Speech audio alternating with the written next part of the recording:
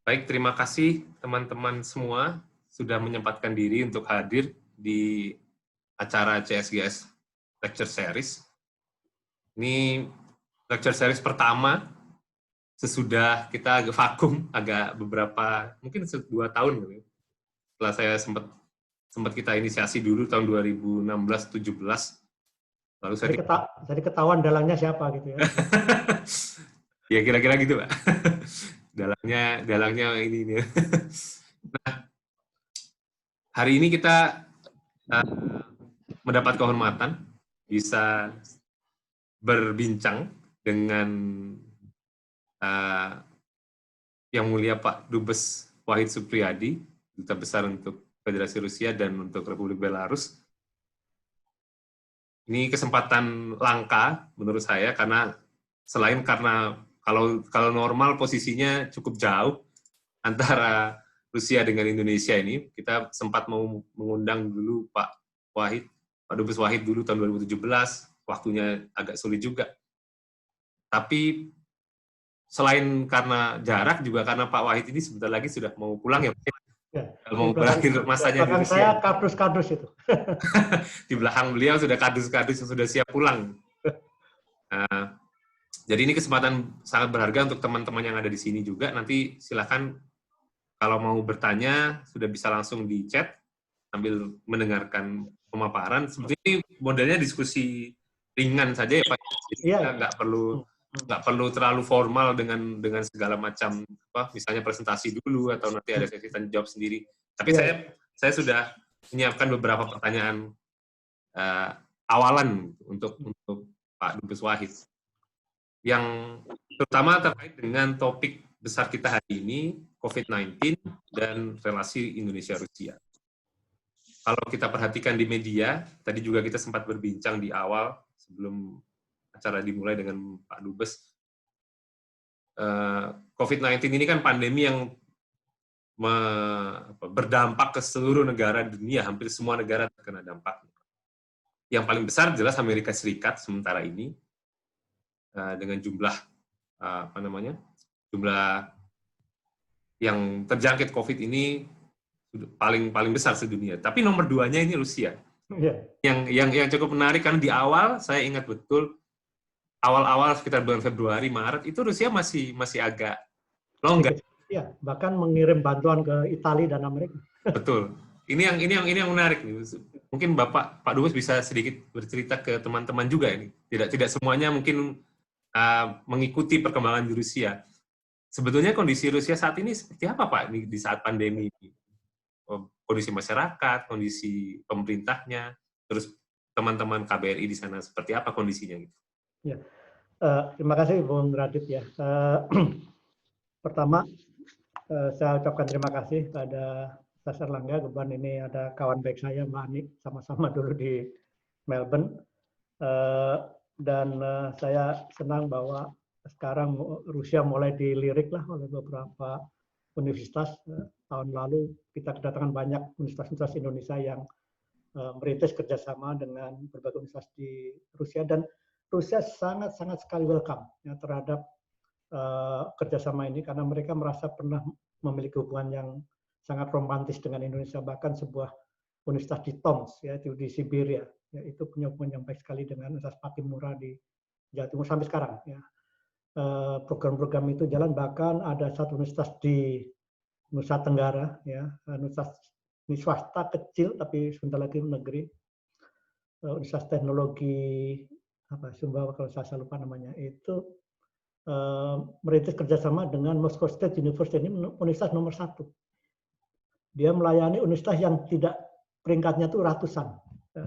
Tapi dia bilang malah dia senang karena dengan universitas yang peringkatnya jauh itu justru mereka lebih serius dan sudah ada proyek-proyeknya. Ini sebagai gambaran umum saja. Tapi kembali ke masalah COVID-19, seperti tadi dalam perbincangan formal, hampir tidak ada negara yang tidak terdampak dengan COVID-19. Ini satu fenomena baru dalam dunia yang tidak pernah diperkirakan. Kita seluruh dunia menghadapi musuh yang tidak kelihatan dan tidak ada negara yang siap. Bahkan sebuah negeri seperti Amerika pun tidak siap. Sama juga dengan Rusia. awalnya tadi disebutkan ya, begitu ada pergerakan COVID akhir Januari, sebenarnya akhir Januari itu mereka sudah mulai nutup perbatasan. Tapi harus diingat bahwa Rusia itu adalah negeri yang paling luas di dunia. Dari timur ke barat itu 11 jam, dan perbedaan waktu 11 jam, artinya hampir separuh belahan dunia. Jadi saya yakin tidak semuanya itu bisa tertutup ya. Sehingga awal-awal itu sebenarnya Rusia sangat sedikit ya perkembangannya. Mungkin karena tidak terdeteksi juga seperti di Indonesia juga. Bahkan Rusia sempat memberikan bantuan luar biasa dengan pesawat kargo ke Italia yang bulan April, dan setelah itu ke Amerika.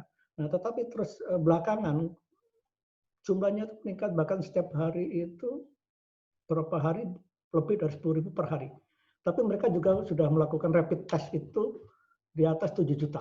Jadi satu hari 285, jauh dengan kita yang 10.000 sebenarnya. Jadi memang ini dibuka betul ya. Jauh dari bayangan negeri yang kita kan selalu membayangkan Rusia ini negeri komunis gitu ya. Padahal tidak ada, itu komunis itu minoritas ya. Bahkan 91 Yeltsin itu mengeluarkan dekret untuk melarang partai komunis gitu kan, walaupun akhirnya dianulir karena tidak sesuai dengan prinsip demokrasi. Tapi partai komunis itu 11% minoritas sebenarnya. Nah, tapi bahan kita masih itu. Sebenarnya ini negeri demokrasi ya, memang mungkin seperti kita Orde Baru lah ya. Ya, mereka istilahkan kadang-kadang apa? Ada dua istilah ya, managed democracy, ya mungkin demokrasi terpimpin kita ya, atau sovereign democracy. Ya. Nah, setelah muncul beberapa kasus dan akhirnya mereka sendiri kaget juga bahwa ternyata jumlahnya luar biasa. Tapi ini juga salah satu efek negatif dari globalisasi. Jadi ini saya kira akan terjadi satu fenomena baru ya. Satu sisi memang globalisasi meningkatkan pendapatan masyarakat, menciptakan middle class yang mereka traveling all over the world. Tapi begitu kena virus yang seperti ini juga penyebarannya luar biasa. Seluruh dunia cepat sekali dengan pergerakan orang yang luar biasa. Nah, akhirnya yang terjadi adalah prinsip-prinsip globalisasi itu mulai dinafikan ya. Orang negara-negara mulai proteksionis, melarang ekspor produk misalnya medical equipment dan sebagainya ya, kemudian border control dan sebagainya. Jadi ini juga against principle of globalization. Jadi ini satu perkembangan yang unik yang merupakan challenge buat kita semuanya. Nah, kita kembali ke Rusia. Kemarin jumlah yang terinfeksi sudah mencapai 317.000. Hari ini mestinya lebih. Dan ini nomor 2 setelah Amerika. Nah, kalau dilihat dari mortality rate-nya kecil ya, sebenarnya di bawah 1%. Tetapi again, karena ini juga negara demokrasi, banyak juga dokter-dokter independen yang mengatakan jumlahnya lebih dari itu. Nah, ini satu perdebatan saya kira yang wajar saja. Dan saya melihat Presiden Putin yang biasanya sangat tegas ya, terakhir-terakhir ini ya sudah mulai ini. Kenapa? Dampak terhadap ekonominya itu luar biasa. Jadi Rusia itu dihantam oleh 2 krisis, 3 sebenarnya ya. Pertama dari sanksi Amerika. Walaupun sebenarnya kalau saya melihat di Rusia ya sehari-hari itu tidak terlalu terasa sebenarnya ya. Kedua adalah COVID ya 19. Yang ketiga adalah harga minyak. Harga minyak sampai menyentuh di bawah $20 bahkan minus ya untuk pertama kali dalam sejarah dunia. Dan 60% ekspor mereka adalah minyak ya. 40% GDP adalah minyak. Jadi mereka dipukul 2 sisi. Ya diperkirakan ini ekonomi mereka itu akan terkontraksi antara 4-6%. Ya, jadi saya baca tadi bahkan seorang menteri Rusia mengatakan ya mungkin semester kuartal keduanya atau semester pertama ini akan minus 5-6%. Jadi kalau kita bisa kuartal kemarin 3% itu bagus itu karena hampir semua itu minus. Cina sendiri minus pertumbuhannya ekonomi. Nah, yang kemudian terjadi adalah bagaimana pemerintah menghadapi ini, terutama kaitannya dengan ini kan menciptakan pengangguran luar biasa. Bahkan pengangguran itu diperkirakan naik 3 kali antara 10 juta ya 7 sampai 7 juta. Nah, di seluruh dunia pemerintah memberikan stimulus ya. Yang saya baca 2 kali stimulus sekitar hampir 50 miliar. Tapi juga masyarakat juga protes, tidak cukup. Memang tidak akan cukup. berapapun stimulus yang diberikan oleh negara-negara di dunia, negeri sekaya Amerika pun, Amerika sekarang juga sudah berhutang luar biasa, Anda akan cukup karena memang dampaknya masif sekali. Ya. Nah, ada timbul juga diskursus lagi. Ya. Kok Cina bisa, Vietnam bisa? Nah, ini juga akhirnya menjadi satu wacana lagi. Oh, Cina mungkin bisa berbangga dengan sistem yang sentralistik. Ya, mereka bisa ya, hadapin semua. Vietnam juga sentralistik. Ya. Ini jadi susah nih. Nah, negeri semakin demokratis ternyata makin sulit menghadapi pandemi ini, ya karena banyak orang ya merasa biasa hidup bebas tiba-tiba dikerangkeng gitu ya dengan pandemi ini. Rating terakhir Putin itu turun ya untuk pertama kalinya setelah 20 tahun saya kira. Ini Levada Center, satu-satunya lembaga yang independen sampai sekarang. 59%, walaupun untuk ukuran negara demokrasi itu 59 masih besar. Tapi selama ini kan Putin di atas 70%. Nah, kenapa Putin selalu kuat? Ya. Jadi saya sering berinteraksi dengan masyarakat di sini ya. Kita tahu sejarah Rusia yang berdarah-darah ya. Kita tahu berapa korban yang dilakukan masa zaman Stalin ya. Orang penelitian terakhir itu kira-kira bisa 50 juta termasuk yang tidak langsung ya, jadi kelaparan dan sebagainya. Tetapi kalau kita tanya masyarakat di sini juga bilang jangan lupa Stalin juga punya jasa. Dialah yang berhasil mengalahkan Jerman pada Perang Dunia Kedua. Pada zaman dia Rusia menjadi atau industrialisasinya tertinggi, hanya kalah dengan Amerika. Ya. Kemudian juga jangan lupa zaman dia ya merupakan satu era kebanggaan ya, karena dia bisa menyanyi dengan Amerika. Jadi terlepas masalah bahwa dia juga punya dosa besar sekali. Tapi ini kalau kita lihat menarik sebenarnya ya. Ada buku menarik yang saya baca cukup panjang juga hampir 600 halaman. Bukunya judulnya atau yang ditulis oleh Martin Sexsmith. Dia ini bekas wartawan BBC. Ya, dia juga ada mix dengan Rusia, jadi dia bahasa Rusia. Dia 6 tahun 7 tahun di Rusia. Dia menulis buku judulnya Russia 1000 Years of Chronicles of the Wild East. Jadi menceritakan dari abad ke-9 ya dengan pendirinya namanya Rurik Derus ya. Ini Rurik ini kan sebenarnya orang dari suku yang suka perang atau Viking ya, yang diminta oleh Slav di daerah Novgorod untuk datang mereka karena mereka di antara mereka ini berkelahi. Jadi sebenarnya awalnya demokratis sekali itu. Dan mereka minta akhirnya lah kita ambil aja orang luar untuk memerintah kita. Nah akhirnya Rurik Derus. Itu cerita itu sampai kemudian, sampai yang menarik itu pada masa Prince Vladimir. Ya. Tahun 988 ketika dia mau menyatukan negara, dia ingin memiliki fondasi yang kuat adalah dengan menentukan state religion. Negeri agama, agama negara. Nah, yang menarik, dia kirim envoy-nya, jadi itu semacam dubes sekarang ya, ke Greek, ke Yunani, ke Jerman, kemudian ke Turki, Ottoman ketika itu. Nah, ternyata ada 3 agama yang dipertimbangkan untuk menjadi state religion. Pertama adalah Yahudi, kedua Islam, ketiga Ortodoks. Yahudi tidak. Ini di daerah Khazar ya. Khazar itu bukan daerah yang sekarang di Turki Israel. Kenapa tidak dipilih? Karena mereka aja nggak bisa melindungi tanah kelahirannya sendiri, dia bilang gitu. Nah yang kedua adalah Islam. Islam sesuatu yang dipertimbangkan ya. Tapi akhirnya tidak, kenapa? Karena nggak boleh minum alkohol.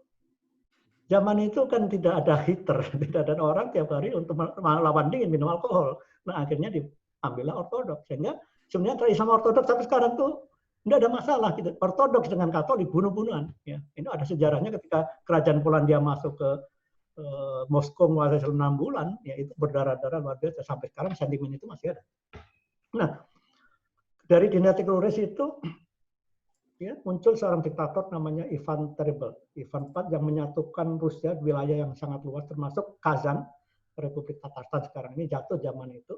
Kemudian kita dengar setelah itu Romanov, kita ada pemimpin fenomenal seperti Peter the Great ya. Peter the Great adalah orang pertama yang ingin mengeropakan ya, Rusia karena Rusia selama 240 tahun di bawah penjajahan Mongol itu tertinggal sekali, sehingga Peter melihat Eropa adalah satu pilihan dan Rusia sudah tertinggal dari Eropa 200 tahun. Akhirnya dia menyamar sebagai merchant, sebagai pedagang. Dia belajar shipbuilding di Belanda, kemudian ke Inggris. Akhirnya dia pulang bawa arsitek terbaik Italia dan sebagainya untuk membuat kota Saint Petersburg yang akhirnya menjadi ini. Nah, dia mulai membuka dengan memberikan pendidikan, merit system.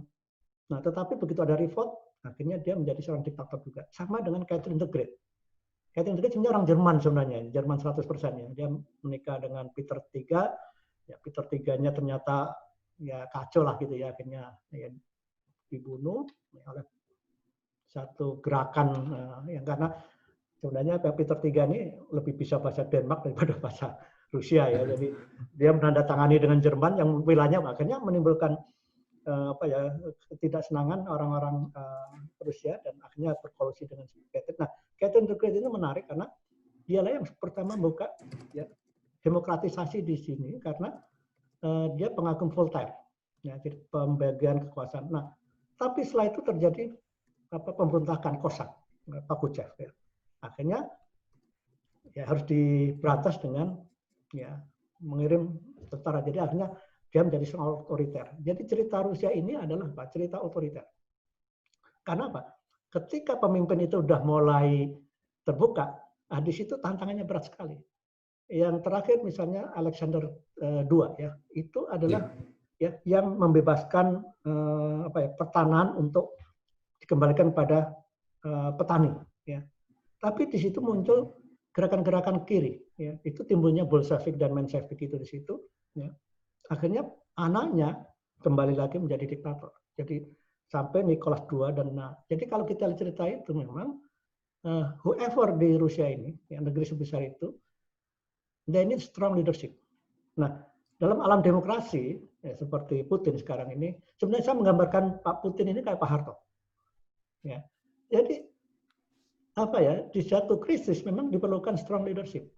Nah, memang ada penekanan bukan penekanan ya, jadi ada sensor segala macamnya. Tetapi sebenarnya masyarakat juga cukup terbuka. Seperti kita lah zaman Orde Baru itu, media juga banyak yang kritik ya. Sejauh tidak terlalu ini nggak didiemin aja gitu ya. Jadi sama dengan kita sebenarnya. Nah, kondisi kembali ke COVID-19 ini benar-benar memukul ya Presiden Putin. Karena apa? 3 menterinya kena, bahkan perdana menterinya kena, menteri kebudayaan kena ya. Nah sekarang muncul tokoh baru, sehingga ada beberapa teori di sini. Kenapa dia menunjuk wali kota Moskow untuk jadi ketua Satgas? Nah ini menarik kenapa? Ya ada yang berteori, ya nanti kalau terjadi apa yang disalahkan kan wali kota Moskow gitu. Karena ini sangat-sangat masif sekali gitu. Tapi wali kota Moskow ini luar biasa juga. Dia sangat terbuka berapa kali dia berargumen berbeda dengan Putin mengenai jumlah itu. Ya. Tetapi saya lihat dia masih ya, dalam koridor ya. Dia sebagai wali kota dia harus menghargai seorang leader gitu. Jadi, nah dari segi koordinasi saya kira jalan. Saya lihat lebih rapi karena jangan lupa ya. Saya dulu juga terus terang aja orangnya underestimate terhadap kemampuan Rusia, terutama di IT. Ternyata IT mereka tidak kalah dengan Barat, luar biasa.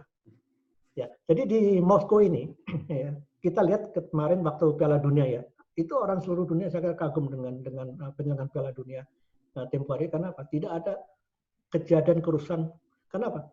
Ada 300.000 kamera di kota Moskow yang semua itu terintegrasi, ya, ada dengan sistem facial recognition sama artificial intelligence gitu. Jadi kalau orang sudah punya record di dalam ya misalnya dia masuk ke daftar tangkal apa cekal gitu, itu dia jalan-jalan di metro aja tahu udah ditangkap polisi gitu, ketahuan itu. Ya. Jadi bahkan sekarang sedang dikembangkan kalau mau naik metro itu cukup nggak usah pakai tiket, nanti begitu masuk scan itu otomatis didebit dari kartu kredit mereka. Jadi ini tercanggih ternyata di sini memiliki. Nah ini yang ditawarkan oleh Rusia pada kita adalah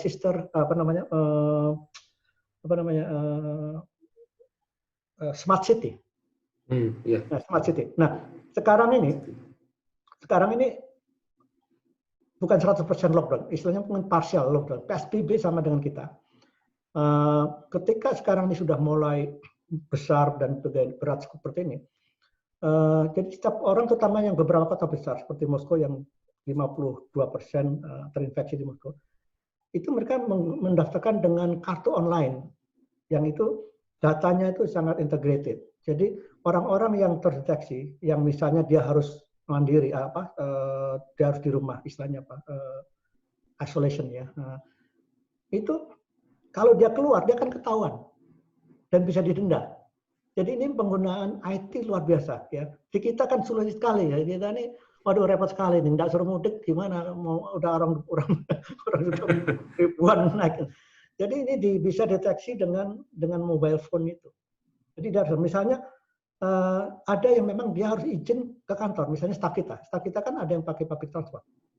Jadi dia mendaftar online ya, kemudian dia ada izin datang ke kantor. Jadi kalau dia naik metro, itu tinggal tap, itu buka itu pintunya.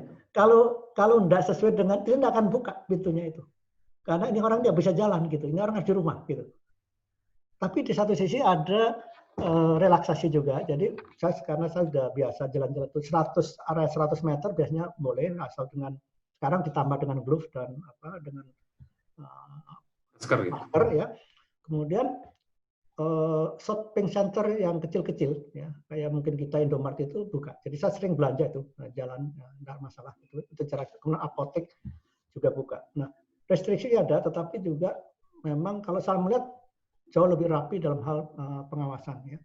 Jadi mereka juga sekarang buka. Memang ada tren terakhir agak menurun. Jadi sekarang juga mereka sudah mulai dengan tahap-tahap berikutnya itu apa? Yang paling terpukul itu adalah industri jasa, ya, pariwisata, transportasi. Itu seluruh dunia saya kira ya, itu terpukul sekali.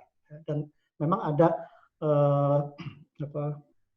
upaya pemerintah untuk membantu, yaitu dengan misalnya memberikan kayak BLT untuk orang UMKM yang terkena PHK, tapi tetap tidak cukup ya. Kemudian pemberian tanpa bunga pinjaman dan sebagainya. Tapi saya kira itu tidak cukup. Jadi memang pertanyaannya kapan corona berakhir? Nobody knows. Jadi ini akan menimbulkan satu krisis yang saya kira terbesar sepanjang sejarah setelah Perang Dunia Pertama tahun ya. Setelah orang bilang setelah krisis tahun 1937 ini akan kita hadapi yang sangat besar. Jadi ini saya melihat ini ya, saat krisis leadership itu hampir terjadi di seluruh dunia. Nah, sekarang tinggal apakah, memang orang kita kenapa Vietnam bisa? Ya, kalau kita harus kembali kayak jadi zaman Vietnam, mau enggak orang kita ini kan, ya yang semua dikontrol gitu. Nah ini mungkin untuk untuk mulai perdebatan. Mungkin yang lain-lain bisa kita sambil jalan aja. Saya kira santai aja ngobrol begini ya. Ya, betul. Ini sebenarnya sudah ada pertanyaan juga dari beberapa teman di chat. Saya bacakan yang pertama, yang kedua sebenarnya di sini, karena terkait dengan pembahasan pertanyaan saya berikutnya sebetulnya. Pertama soal kondisi warga Indonesia di sana, itu pertanyaan saya kemarin juga ya.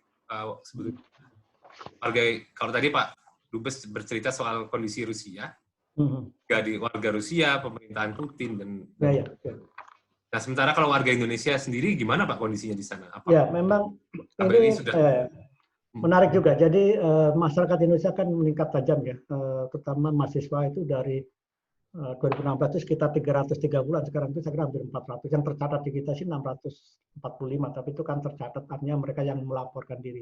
Ya, kan ini kan negeri yang luas, walaupun kita online, saya kira ada banyak, termasuk warga kita juga ternyata setelah ada kasus baru muncul ternyata dia belum lapor. Ya, itu di mana-mana gitu ya. Begitu. Kalau sekarang ini kan online ya, nggak perlu datang sekarang ini. Jadi yang tercatat 1.300 sekian, tapi ya lebih dari 1.400. Jadi mayoritas 50% mahasiswa. Kita ini punya WA group dengan ketua-ketua Permira. Jadi setiap kota ini punya Permira, Perhimpunan Mahasiswa Indonesia di Rusia. Kita dua kali mengadakan video conference dengan mereka. Kita juga selalu monitor ya bagaimana teman-teman. Ya memang terakhir itu sampai hari ini ada 16 warga kita yang sudah terinfeksi, tetapi 6 sembuh. Nah tinggal 10, tapi ini juga lebih separuh itu dari embassy. Jadi embassy sendiri ada satu staf kita BKRT, jadi kayak bendara yang terinfeksi. Kelihatannya di public transport kelihatannya.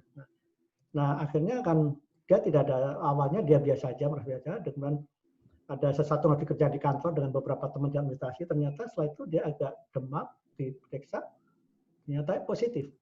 Akhirnya saya minta tanggal 14-15 kemarin itu seluruh staf, termasuk local staff, termasuk orang honorer, ada 60-an kira-kira, semua tes semuanya, dan ternyata ada 9 yang positif.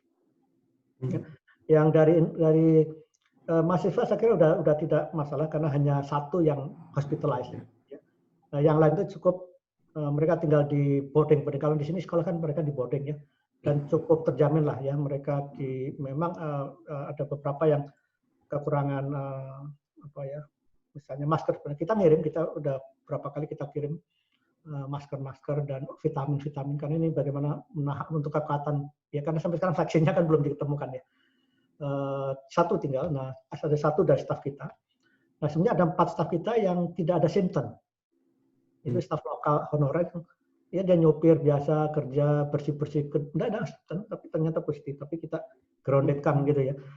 Nah kantor ini tutup sama sekali sampai akhir Mei ini tutup, ini sesuai dengan aturan.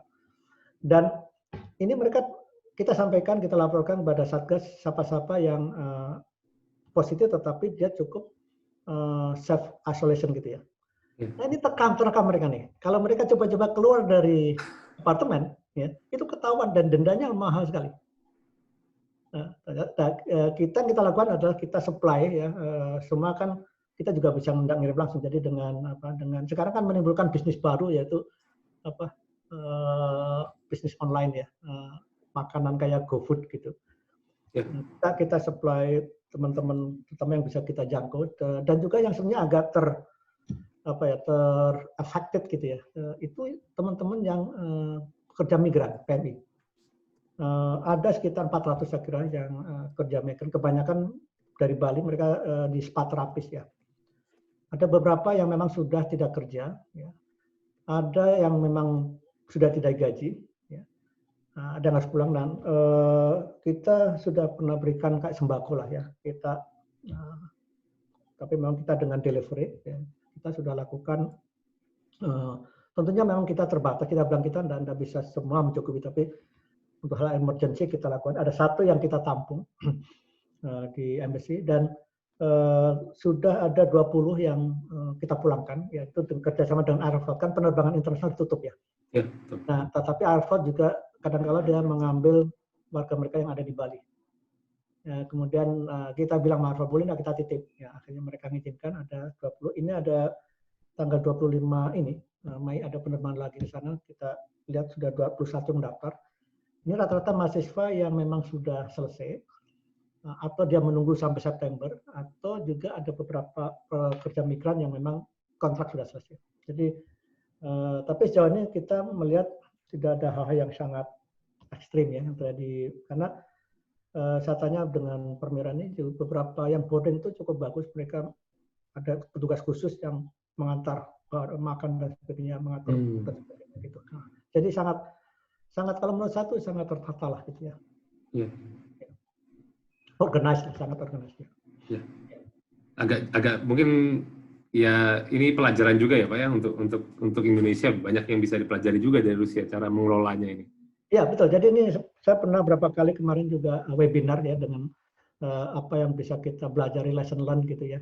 Bahwa semua juga yang terdampak ya. Tapi itulah penggunaan IT ya dengan digital teknologi itu ternyata manfaatnya luar biasa. Dan saya kira nanti ke depan ini yang berkembang itu digital economy kan. Sekarang kita juga dalam beberapa pertemuan bilateral dengan Rusia, kita sudah bicara mengenai cyber security, ya, kerjasama itu, dan mereka menyambut baik digital economy, termasuk mereka sudah menawarkan dengan beberapa kota kembar dengan Indonesia untuk smart city. Tidak tahu, di kita ini termasuk Surabaya, ya, Saint Petersburg ini kan kota luar biasa ya. Dengan Surabaya itu agak gimana, look form gitu ya, Pak, look form sambutannya ya. Saya sudah ketemu dengan gubernur ya, dengan wali kota gitu. Dengan Jogja sudah tinggal tanda tangan. Nah, banyak yang bisa dia atau lesson learn lah menurut saya. Ya bagaimana mereka di sini kan di Moskow itu aman sekali ternyata. Jadi saya sama istri saya ini kan kalau Anda pernah ke KMBC kan, depan kita kan jalan besar itu kan. Jam 12 malam ibu-ibu jalan sendiri, tidak ada yang ganggu. Ya. Ada pernah satu kejadian, salah seorang ya, TNI senior kita ini ada satu kunjungan. Kemudian dia lari pagi. Kartu masuk hotel itu jatuh tanpa dia tahu. Nah kebetulan ada orang yang iseng juga gitu. Dia iseng, ambil kartunya, dia masuk ke kamar dia, ambil uang dan beberapa barang lain. Iya betul. Akhirnya kita laporkan, ketangkep itu dalam. Iya ketangkep. Ya uangnya udah wassalam lah namanya cash gitu ya. Tapi barang beberapa kembali gitu. Jadi ini menggunakan teknologi ya, IT, dan ini yang sebenarnya banyak mereka tawarkan. Jadi dan setelah saya di Rusia ini, ternyata produk-produk Rusia itu sangat kompetitif. Nah, ada satu hal yang menarik ya, ini kebetulan tahun 2018, saya lihat tiba-tiba ekspor mesin-mesin kita itu naik menjadi dari tidak ada menjadi 600 juta dolar. Saya bingung. Biasanya kan kita impor mesin-mesin besar kan? Rusia impor mesin-mesin. Saya tadinya nggak percaya. Saya lihat angka, saya sama staff saya, masa nggak bener nih kayaknya. Kebetulan waktu Lebaran 2018, saya ketemu dengan 14 senior engineer dan teknisi kita. Saya tanya, Anda di mana? Bisa dari Jawa Timur, Pak. Banyak Jawa Timur. Ngapain? Sama mesin-mesin itu. Itu ini yang kita ekspor. Iya itu. Bikinan Surabaya, Jawa Timur. Ternyata itu adalah mesin-mesin, memang itu lisensi Jerman. Tapi semua dibuat di Indonesia, teknisinya orang Indonesia. Ya. Dan itu adalah mesin pembuat kosmetik. Jadi mesin-mesin peralatan besar sekali gitu loh. Dan jangan lupa Jawa Timur itu luar biasa. Tahun 2019 ya, angka perdagangan ini kita melihat sedikit juga kaitannya dengan peluang-peluang itu ya. Saya kira langsung aja ini. Nah, tiba-tiba dari nothing kita ekspor 25 juta dolar, yaitu seaboat, kapal cepat. Tapi bukan kapal cepat biasa, kapal cepat yang dipakai untuk militer, untuk pasukan khusus Spetsnaz atau Kopassusnya mereka. Saya kebetulan ke Banyuwangi, saya ketemu dengan Mr. Lundin, ya, itu istrinya orang Banyuwangi, Ibu Lisa ya namanya. Ternyata itu saya lihat sendiri ada yang masih waktu itu belum dikirim, itu cuma 3 boot. Tapi satu boot itu ada 12 seat. Satu seat itu harganya 1 Avanza. Satu seat itu 1 Avanza, satu itu ada 12. Karena untuk pasukan cepat, ketika dia 40 knot itu, dia kan gerakannya nih, dia harus menyesuaikan dengan itu. Karena pasukan cepat dia harus bawa senjata kan. Dan mereka masih mau import namanya tank boat. Ini bikinan Banyuwangi, PT Lundin. Tank boat itu tank kecil, ya, yang compact, yang bisa di rawa-rawa dan bisa di darat. Itu made in Indonesia loh, jangan lupa. Jadi ternyata bukan hanya komoditas. Selama ini kan kita ekspornya itu apa? Nomor 1 palm oil sampai sekarang. Ya, kemudian karet dan sebagainya. Ya agak naik dikit tekstil, footwear, tapi elektronik juga sudah masuk, kan kalah masih dengan. Tetapi ternyata produk canggih kita juga sudah masuk. Nah, ini yang sedang kita kembangkan. Yang sebenarnya yang sekarang kita sedang kerja keras itu adalah masukkan buah tropis. Ya. Rusia itu setiap tahun itu mengimpor 6,5 miliar sayuran dan buah. Dan karena mereka disanksi Uni Eropa, akhirnya mereka akan melarang ekspor buah sayur dari Eropa kan, Uni Eropa. Ini kan peluang buat kita. Bayangkan satu harga, tadi saya ngobrol ya, kemarin saya ke supermarket, saya lihat, saya sudah lama tidak makan namanya buah naga. Buah naganya kecil ya, tidak seperti yang di Banyuwangi itu. Saya lihat harganya Rp100.000. Saya tahan sama istri saya, bilang kita nanti pulang makan di Indonesia aja lah. Saya bilang itu di Banyuwangi, dibuang-buang itu. Ya mangga mahal sekali. Satu biji 80.000, 100.000 juga ya. Kemudian rambutan satu biji 20.000 itu, 10.000, 20.000 satu biji gitu kan, di Indonesia 1 kilo, dulu 2 kilo mungkin ya. Jadi ini peluang besar sekali produk-produk kita untuk masuk sana. Memang kelemahannya kita belum ada direct flight. Nah kita sudah berkali-kali dengan Garuda, sudah 3 kali mau terakhir Corona, jadi dan sudah ada yang mau mengisi buah tropis. Jadi ini peluang juga teman-teman dari Jawa Timur. Saya pernah ke kebun mangga di daerah mana ya? Arah ke Pasuruan itu di mana itu? Nggak terlalu jauh dari Surabaya. Itu ke arah Pasuruan ya, lewat tol ya, itu. Bisa meninjau di sana. Itu luar biasa itu. Ya. Buah yang arum manis ya. Di sini banyak kan mangga itu ya memang Thailand, Vietnam, tapi banyak kan dari Meksiko. Bahkan 96% pisang itu disuplai dari Ekuador, negeri kecil di Amerika Latin gitu ya, bisa supply 96% kebutuhan mangga di Rusia. Nah, memang dia harus dengan kargo, sea cargo. Nah, sea cargo bisa 45 bar. Ternyata saya bertemu dengan orang Batam. Ternyata kita punya teknologi. Jadi misalnya kita ekspor mangga, pisang itu kita dengan sinar gamma, itu mangga itu bisa tahan tergantung kita mau bikin 2 bulan, sebulan. Nah, tetapi saya kira Mbak Ani tahu lah ya, koordinasi kita antar instansi itu, waduh, sesuatu yang luxury ya. Saya udah bilang sama Kementerian Pertanian, ini loh, kita punya teknologi, kenapa tidak kita pakai ya? Ini tapi kita udah mulai nih, kita berapa kali kemarin kita video conference dengan Kementerian Pertanian ya, kita nembatan, saya bilang kita ini harus sinergi nih, ya. Kita ini punya peluang luar biasa ya, yang selama ini kita kerja masing-masing. Jadi ini dengan ya thanks dengan festival ya, saya kira mungkin Bung Radiatya paling tidak bacalah berita tentang Festival Indonesia 4 Festival Indonesia, betul. Itu modal nekat sama modal dengkul ya. Itu luar biasa penambutannya. Sekarang bahasa Indonesia itu udah naik. Kasan Federal University udah buka jurusan bahasa Indonesia. Kemudian batik, sudah ada batik college ya, sekolah-sekolah itu kalau dilihat Facebook saya itu anak-anak sekolah nyanyi Indonesia Raya ya. Ini kita sudah kayak meracunin anak-anak ini dengan Indonesia gitu loh. Nah, ini yang makanya pendekatan satu, pendekatan budaya, dan ini dapat kali. Kita udah rancang yang kelima kali, tapi sayang ada coronavirus dan ada kelanjutan.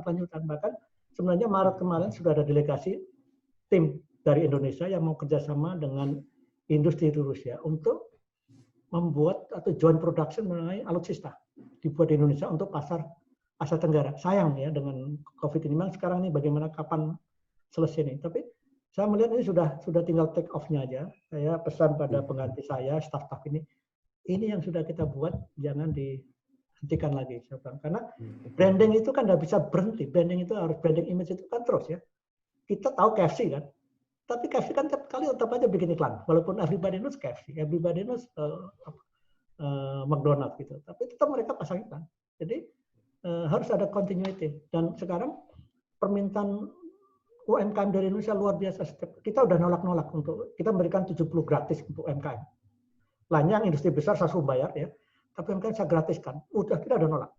Nah, tahun lalu kita kasih 70 alokasi 120-an yang mendaftar ya. Jadi kita harus seleksi yang betul-betul karena banyak juga yang istilahnya PKI, pedagang keliling internasional. Jadi mereka itu hanya ngumpulin barang-barang ya, nanti dijual laku di sini, tiketnya bisa jalan-jalan. Nah, saya nggak mau seperti itu.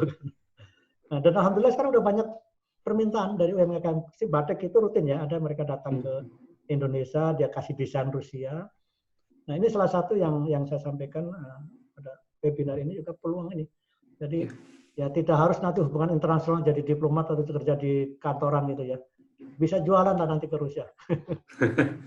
Ini sekaligus Pak Dubes menjawab pertanyaannya Mas Niko ini sepertinya. Ini ada soal seberapa strategis sebenarnya posisi Indonesia di mata Rusia dan manifestasinya dalam kerjasama Indonesia Rusia itu seperti apa? Nah ini saya kira ini bisa juga saya jawab. Ya, saya kemarin barusan di HSE kan, High School of Economics, bicara mengenai sejarah ya. Ya, bahwa sejarah ini cukup panjang, bahkan jauh sebelum kemerdekaan, zaman SAR itu udah ada. Nah, kita pernah pada zaman-zaman romantis ketika presiden kita Soekarno dan Khrushchev. Soekarno ini luar biasa ya. Ya, mungkin Islamnya seperti saya lah, biasa-biasa. Tapi kalau dia keluar negeri, dia merepresentasikan sebagai leader of the biggest Muslim in the world. Ya kan? Mungkin sejarah Masjid St. Petersburg, Masjid Biru, kita tahu ya, itu jasa Soekarno. Saya udah ketemu dengan muftinya itu. Ketika Soekarno datang tahun 56 itu, dia datang ke St. Petersburg, dia lihat ada minaret, wah ini pasti masjid, ternyata itu jadikan gudang. Ketika dia ke Moskow, tanya sama Khrushchev, gimana kesan kamu dengan Petersburg? Anda bagus tuh masjid dipakai gudang. Gimana? Bukalah, kasih ke umat Islam. Dikasih dalam waktu 10 hari. Sampai sekarang itu jadi cerita luar biasa. Kemudian waktu pembebasan Iran Barat, Iran Jaya. Ya, sebenarnya Soekarno sudah ke Amerika, tapi Amerika tidak mau ngasih karena dia menjaga hubungan dengan Belanda. Akhirnya Uni Soviet itu yang membuat kita menjadi the biggest military power in the Southern Hemisphere. Ya, kita ini terbesar ya, kekuatan militer di Belahan Selatan. Dan itu romantisme itu masih ya. Saya ketemu dengan Indonesia. Saya lagi kumpulkan kawan-kawan yang penggemar Indonesia ya, yang senior-senior gitu. Dan sekarang dengan generasi barunya, Ada satu cerita menarik ketika saya membuka Veteran Cup di Sochi. Saya olahraga saya sama Mbak Ani sampai sama di Melbourne dulu saya main badminton di Monash gitu ya. Itu saya buka.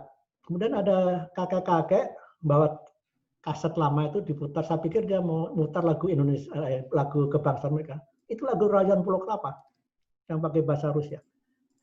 Nah, jadi sentimental itu tuh ada. Saya memang setelah Orde Baru kita stagnan hubungan ini. Nah, ini yang kita mau revive lagi, termasuk masukkan generasi muda. Kita sudah kemarin adakan pertemuan yang second generation, ya ada mahasiswa ikatan dinas ya, ingatan tahu ya gitu. Sekarang tinggal 4 mungkin yang aktif. Ada second generation yang nggak ngerti bahasa Indonesia. Sekarang udah mulai kita rangkul dengan festival itu, mereka mulai datang. Dulu mereka nggak mau datang ke KBRI karena merasa bapaknya dikuyok-kuyok gitu kan, kira-kira gitu. Sekarang mereka datang. Ada beberapa ke saya kasih apa kemarin tuh? Jahe gula Jawa. Wah, dia luar biasa itu. Dia sampai minum di tempat saya 3 kali. Saya kasih aja deh. Wah, ini bagus untuk bisnis. Apalagi musim dingin di Rusia. Ya, bagus. Dan ini ada kelanjutan. Jadi, memang generasi muda, udah ya merasa generasi western lah ya, udah milenial dan sebagainya. Tapi dengan kita juga memberikan bisnis lah. Ya, dengan kita bikin festival itu, lumayan ya. Ada perasaan, wah kita masih punya teman. Kadang-kadang mereka kalau ke Amerika aja dipersulit visanya gitu. Ini saya kira kondisi ini yang harus kita manfaatkan. Ketika dia membutuhkan kawan, itu kita masuk. Nah, produknya juga akan masuk. Jadi saya kira makanya kita ini sekarang sedang menyiapkan, ya, setelah kunjungan Presiden Jokowi ke Sochi 2018, itu luar biasa. Kita temukan dengan 6 pengusaha besar dan ada komitmen 20 miliar investasi. Sekarang sudah jalan Rosneft ya. Investasi Rusia naik 8 kali. Kuartal pertama tahun lalu naik 740 kali. Walaupun belum besar, tapi ini luar biasa ya. Artinya mereka apa? Mereka sudah melihat potensi Indonesia. Nah, ini kekurangan kita juga sekarang itu adalah ketika kita mencari teman-teman yang, karena memang tahu lah hampir semua orang Rusia bahasa Inggrisnya susah gitu ya. Nah, tidak banyak yang mengajarkan bahasa-bahasa Rusia di Indonesia. Makanya saya dorong beberapa universitas besar. Saya dulu kan sastra Inggris ya, saya salah jalan aja jadi dubes gitu ya. Aneh yang jadi dubes itu kan dari HI gitu ya. Saya melihat dulu kita bisa caci sedikit, saya bisa ngajar kemana-mana. Sekarang hampir semua bahasa Inggris kita bagus-bagus. Nah, sekarang yang kurang adalah Rusia. Dan dari sekarang makanya mulai anak-anak Indonesia belajar di Rusia itu sudah hampir 700. Sekarang sudah banyak mereka yang bekerja di perusahaan-perusahaan yang punya hubungan dengan Rusia. Perusahaan Rusia yang di Indonesia atau perusahaan Indonesia yang memang dia melakukan ekspor. Bahkan ada hal yang menarik. Mahasiswa kita jurusan engineering, aviation ya, di UVA. Kemudian dia balik ke Indonesia, ya, kerja, diambil di GMF, Garuda Maintenance Facility. Nah, dia akhirnya kontak dengan kawan dia yang dulu sama-sama kuliah. Ternyata dia sekarang kerja di Aeroflot, Russia Air itu anak perusahaannya Aeroflot, di bagian maintenance-nya juga sama. Apa yang terjadi akhirnya? Sekarang pesawat Boeing 777-nya Rusia itu sekarang diservis melalui Garuda Maintenance Facility. Ya, dan karena dia juga mau bahasa Rusianya, dia berapa kali ke Rusia, ya dia ini masalah komunikasi. Begitu dia ngerti bahasa Rusia apa lancar semuanya itu. Jadi ada teknik-teknik dagang. Saya lagi membuat ini Pak Radit, nanti kalau Bung Radit ya, kalau jadi ingatkan saya lagi membuat buku panduan bisnis ya. Di Rusia ini ya. Jadi itu bagaimana dia bisnis di sini ya. Memang saya pernah juga belajar di Swinburne dulu, applied business di Swinburne University. Jadi salah satu hal yang penting dalam international business apa? Understanding local culture. Pemahaman terhadap budaya lokal. Dunia semua itu sama lah. Kita belum kenal itu biasanya orang sombong ya, diam gitu. Begitu kita kenal, apalagi kita dikit-dikit bahasa Rusia dikit, itu akrab sekali. Jadi beberapa teman yang kemarin bisnis forum kita mulai 2017 kita di sela-sela festival kita adakan bisnis forum. Tahun lalu yang datang 700 dari target 450 pengusaha Indonesia dan Rusia, dan ada penanda tanganan itu. Jadi ketika mereka udah mulai kenal, udah ada hitung-hitungan lagi, ya adalah hitungan bisnis biasa, tapi ternyata dia bilang, kok enggak serem yang saya lihat di film-film Hollywood gitu ya, kan gitu. Di film Hollywood yang bagus orang Amerika semua kan, yang jelek semua. Rusia ini musuh kalau di Hollywood gitu, Pak. Ya, jadi itu saya kira ini bisa memberikan masukan pada teman-teman. Nanti insya Allah buku itu selesai sebelum saya pulang mudah-mudahan. Ya. Kita lagi kejarin tim ekonomi saya itu selesai sebelum saya pulang. Karena ini juga Buat mahasiswa internasional kan bagus juga ya. Iya, betul. Ini kan juga peluang juga kan. Peluang ke depan itu adalah bisnis. Ya. Birokrat udahlah, saya ini, waduh, birokrat itu kita tahu lah, Mbak Ani juga tahu lah, awal pegawai negeri kita susah kan. Ya sekarang saya nggak boleh komplain, udah jadi dubes nggak boleh komplain, tapi orang anak saya nggak ada yang mau jadi pegawai negeri, susah kata dia. Tiga anak saya, nggak ada satupun mau jadi pegawai negeri karena susah. Ya sekarang nggak boleh komplain. Terima kasih Pak. Ini apa responnya ke pertanyaannya Mas Niko. Ini ada kebetulan ada Pak Vincencio Dugis dan Pak Mutakin ya, dua dosen kita. Kita. Wah, sulit ini kalau pertanyaan dari dosen-dosen. Ini ada Pak Vincencio Dugis dulu mungkin ya. Pak Mutakin juga kalau ada pertanyaan bisa langsung gabung. Pak Dugis. Baik, selamat sore atau siang, pagi, siang Pak. Saya Pak Dugis, Pak Dubes Vincent Dugis. Cuman saya kebetulan lagi ngungsi ke Taiwan ini, jadi saya dari Taiwan ya. Terima kasih sudah bisa hadir dengan departemen kami begitu, lalu dengan anak-anak mahasiswa. Saya pertanyaannya ini aja. Mohon maaf tadi saya terlambat sedikit memulai. Jangan-jangan tadi sudah disinggung di awal. Ini aja. Saya mau tanya informasi mengenai keterlibatan Rusia atau Russian Railway di Kalimantan itu Pak, proyek perkereta di Kalimantan. Karena saya kira 3-4-5 tahun lalu kan ya kita senang lah begitu ada proyek. Cuman belakangan kok kayak timbul tenggelam begitu. Boleh berbagi informasi kira-kira Pak Dubes? Ya, terima kasih. Hanya itu saja. Ya, ini memang dilema Pak. Dilema kita sebenarnya sudah dari 2014. Nah, awalnya sebenarnya ketika itu industri batu bara lagi booming. Nah, yang di waktu itu tidak ada masalah karena apa? Karena yang diminta adalah kereta api khusus. Kereta api khusus artinya apa? Dia hanya membawa yang sesuai dengan undang-undang kita. Dia hanya boleh membawa batu bara dari perusahaan dia. Jadi nggak bisa untuk yang lain. Nah, dalam perkembangannya dari gubernur kalau waktu itu khusus ada kereta api, kenapa nggak dipakai untuk yang lain?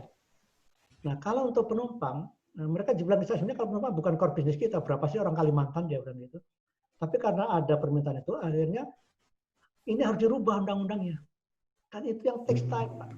Untuk merubah undang-undang itu di kita kan, kita tahu lah produktivitas anggota kita yang terhormat itu kan. Dan juga pemerintah kita juga mungkin waktu itu sibuk macam-macam. Jadi ini tahunan ya. Nah, ketika sudah selesai, ya, dunia udah berubah lagi. Batu bara sudah menjadi bukan primadona lagi. Nah, dia juga minta perusahaan lain juga boleh gitu. Nah, kemudian muncul ada isu ibu kota baru. Nah, kemudian yang saya dengar, ya mereka juga ya tunggu dulu deh nanti ada ibu kota baru. Jadi ini ada, kalau menurut saya ada kesalahan di dua pihak juga ya. Di satu sisi memang ini perusahaan milik negara ya. Perusahaan milik negara Rusia itu yang mirip-mirip kita juga lah ya, zaman-zaman masih tinggal-tinggalan juga kadang mereka tidak sebelum ke satu negara atau mereka tidak melakukan riset dulu ya mengenai custom dan sebagainya itu. Jadi kadang-kadang mereka belajar lawyer yang lawyer itu yang memberikan informasi yang salah. Nah, kita sekarang kemarin kita lagi diskusi juga Pak dengan Kementerian Ekonomi, kemudian dengan kantor gubernur dan untuk menyikapi lagi ini gimana nih, ini udah lama ya, udah terkatung-katung ya, kita harus mulai. Itu memang salah satu yang menjadi PR kita tuh. Tapi yang Rosneft sudah jalan Pak, Rosneft yang di Tuban ya. Kemudian kita punya ketua BKPM, ini luar biasa nih, ini gaya preman. Kadang-kadang memang preman harus lewat preman itu di Indonesia nih. Saya ketemu bilang dia junior saya lah ya dulu pernah di organisasi itu Bung Bahlil gitu. Dia kemarin saya bilang sama Bung, ini masih ada masalah pembebasan tanah. Oke Bang, nanti saya Januari, Maret nanti saya beresin. Selesai. Dengan pendekatan dia dobrak departemen yang menghambat, dia dobrak aja, langsung dia datangi presiden. Terakhir misalnya kita lihat Hyundai. Hyundai itu sudah 3 tahun lalu Pak mau masuk Indonesia, mau investasi triliunan. Ya. Tapi ternyata saya kira Bapak tahu lah, ternyata juga ada lobby-lobby yang kuat juga yang tidak ingin ada made in Korea gitu kan. Ya, langsung datangin aja ke presiden, ya percayakan langsung. Ya sekarang masuk ini Hyundai ini tahun depan sudah produksi.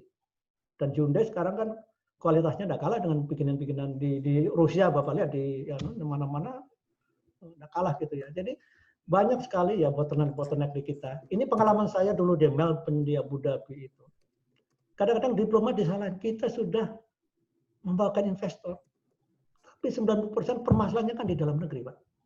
Saya pernah waktu di Abu Dhabi misalnya, ini ada perusahaan di Dubai, membangun galangan kapal, memerlukan 5.000 tenaga kerja, dipersulit.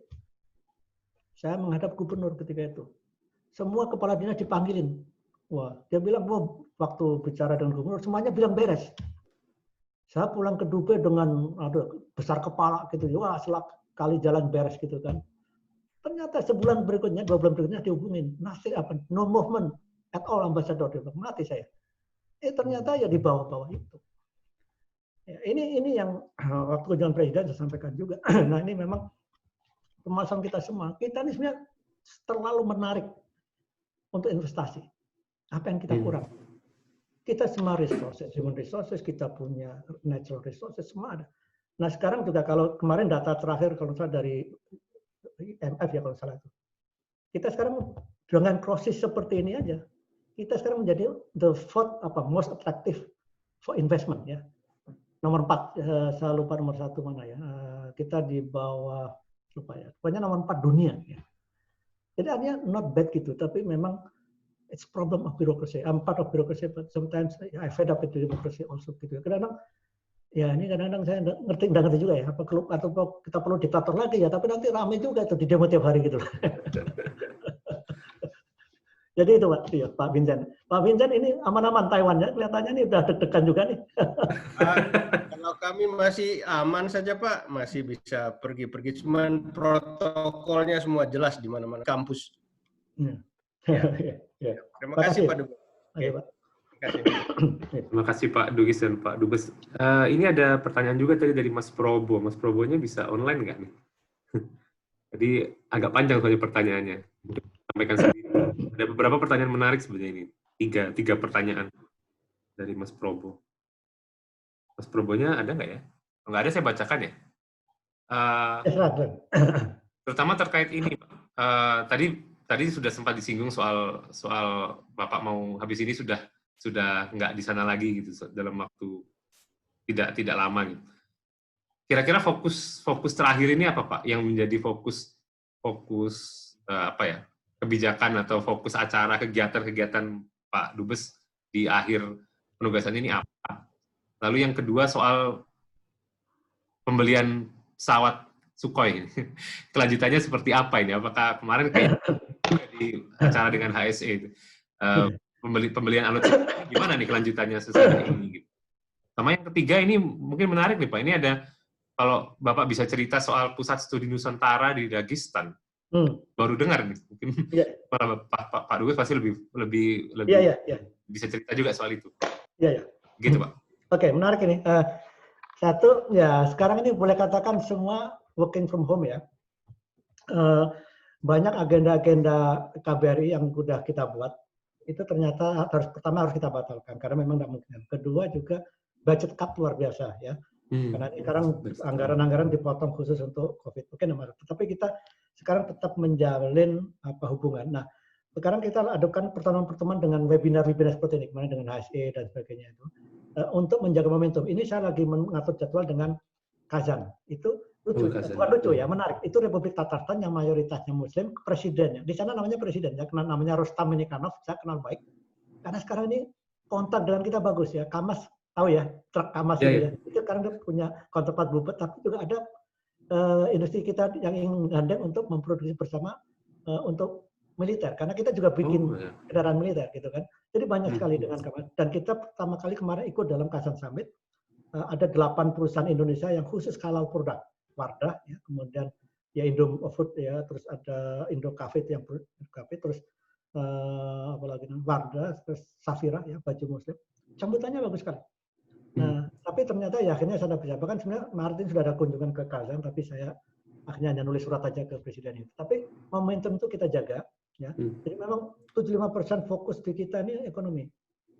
Staf saya itu 4 orang itu nangani ekonomi, plus kepala fungsinya berarti 5 orang. Ya. Penerangan cukup 2, politik cukup 2 gitu staf itu. Karena ini Rusia ini politik kita tidak ada masalah kok. Hampir rata-rata di multilateral kita ini hampir sama, di multilateral lebih banyak samanya karena kita kan non interference, kita tidak mau mencampuri, ini sama. Jadi kita konsentrasi di situ. Sukhoi ini juga menarik nih. Sukhoi ini memang panjang sejarahnya. Sebenarnya dari presiden sendiri, keinginan kita ini Sukhoi 35 karena ini kemampuannya kan setara dengan yang ya ini generasi 4 pas-pas ya. Ya. Tapi manuvernya itu kan tidak ada ngalahkan ya. Ini kemampuannya luar biasa. Dia bisa mendaki 400 km ya. Dan sekali tembak bisa 8 sasaran ini. Sukhoi. Dia punya manuver yang tidak ada ngalahin ya. Ya, memang permasalahannya tuh ada dua masalah. Satu teknikal karena kita kan sesuai undang-undang Inhan itu sulit ya, tidak mudah itu karena bisa yang 15 itu hanya persen itu hanya cashnya kan, 35% offset itu artinya sebagian diproduksi Indonesia. Siap enggak industri kita itu karena ini teknologi canggih sekali. Kemudian 50% adalah counter trade. Nah ternyata juga counter trade itu tidak mudah juga, jumlah yang begitu besar melibatkan sekian instansi. Memang di bawah PPI ya, di bawah Kemendak. Tapi ini kan untuk menyediakan produk yang banyak ya, bukan hanya palm oil saja macam. Kita juga minta juga produk industri juga. Mereka tidak ada masalah. Rusia ini apa yang diminta dikasih. Dan tidak ada restriksi. Kita ingat F-16 kita kan diembargo. Yeah. Saya baca terakhir Malaysia itu Mahathir itu ngomel kan, beli F-18 tapi hanya untuk terbang parade saja kan. Kalau mau nembak dia harus izin. Kalau Rusia silakan ini punya kamu gitu. Nah, yang kedua memang harus saya akui ada pressure dari Amerika. Walaupun kita bilang kita juga punya dari Anda, gitu. Tapi ini masalah teknisnya ada perbankan. Jadi bank-bank kita juga masih ini. Ini jadi sebenarnya lebih pada technical method. Kita ini sangat karena kita sudah punya pengalaman dengan Sukhoi 27, Sukhoi 30, dan sebagai negara yang independen kita bebas kan mendapat dari mana. Kita punya Barat, kita punya Timur juga Rusia gitu. Jadi ini proses saya kira mudah-mudahan lah ya. Saya juga setiap kali ditanya ya agak mules juga jawabnya nih kalau tanya. Tapi saya tetap optimis lah ya. Saya dibayar tetap optimis. Nah, yang menarik ini Pusat Studi Nusantara. Kebetulan saya datang di sana, ketuanya Abdul Yaif itu sebenarnya dia belajar bahasa Malaysia backgroundnya. Ya. Nah, tapi dia temannya banyak orang Indonesia dan di sana ada sekitar 20-an orang Dagestan yang alumni UIN Malang paling banyak, kemudian Yogyakarta dan Sarif Hidayatullah Jakarta. Nah, kemudian mereka membuat satu pusat studi Nusantara dan saya datang sana, saya memberikan bahan-bahan untuk inventaris di sana. Itu luar biasa. Nah, yang pernah saya tulis di beberapa media online itu, saya bertemu dengan anak umur 10 dan 12 tahun. Namanya Soekarno bin Kamilovic, Soekarno bin Muhammadadovic. Kamilovic kan dari Kamil ya. Muhammadadovic itu dari Muhammad. Saya bingung ini, kalau dia umurnya di atas 60-70 tahun namanya Soekarno mungkin masih masuk akal. Ini 20 sama 10 sama 12 tahun. Terus akhirnya saya diceritakan sama Abdul Laif itu. Jadi sengaja dia datangkan dari daerah untuk ketemu saya. Ya. Ada fotonya, nanti dibuka di Google tuh ada. Ya. Ternyata menariknya apa? Buyutnya dia. Ya. Buyut ini ya, buyutnya dia namanya Musa, saya lupa nama belakangnya. Orang Rusia kan namanya susah-susah itu. Susah nggak? Musa itu pengagum Bung Karno, kenapa? Ketika tahun 61 Bung Karno datang, kemudian ada pertemuan internasional di Moskow, datang beberapa kepala negara lain, itu hari Jumat. Nah Soekarno ini, itu hebatnya saya bilang, Soekarno di luar negeri itu menunjukkan dia tokoh Islam itu. Hari Jumat, Zuhur, dia minta izin pada Khrushchev untuk keluar untuk sholat. Kan gila itu. Padahal kan sebagai musafir sholat belakangan juga bisa toh. Iya kan? Tapi ini Soekarno ini memang artis gitu seniman. Dan ini seorang Musa ini yang asalnya dari Dagestan. Dagestan itu mungkin 95% itu Muslim. Saya udah ke sana. Saya disambut luar biasa itu di sana. Itu ada makam yang makam syuhada ya, prajurit perang Islam itu 10 tahun setelah Nabi wafat itu ada di sana. Masih terjaga dengan rapi.